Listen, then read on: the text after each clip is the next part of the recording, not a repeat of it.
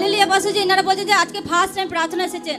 ইনি বলছেন যে এনার পরিবারের লোক বলছে যে ইনি বলছে যে এনার পরিবারের লোক বলছে যে নাকে 7 মাস ধরে বিছানায় টোটালি বেডে ছিলেন। আজকে যখন প্রার্থনা নিয়ে আসা হয় স্ট্রেচারে করে তুলে আনা হয়। কোনটা ভাই কোনটা?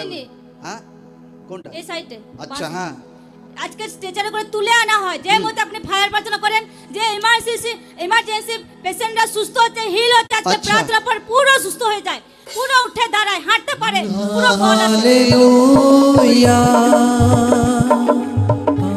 হালেলুয়া। কি হয়েছিল এনার বাড়ির লোক কে আছে? কি হয়েছিল না? হ্যাঁ, ডন্ডিস হয়েছিল, হ্যাঁ, আর পাথর হয়েছিল, আবার টিউমার হয়েছিল, হাঁটতে অসুবিধা হয়েছিল না? হ্যাঁ, লিভারে ঘা হয়েছিল বলছে।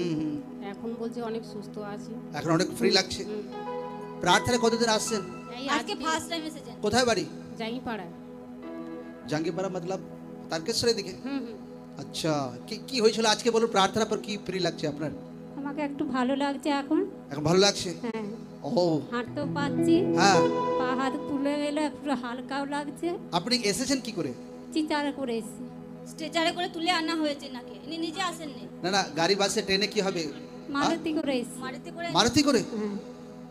আপনি নিজে হাঁটতে পারছিলেন না? না, ও মহিমা পাওয়ার যোগ, ধন্যবাদ জানাই, তুমি মহান।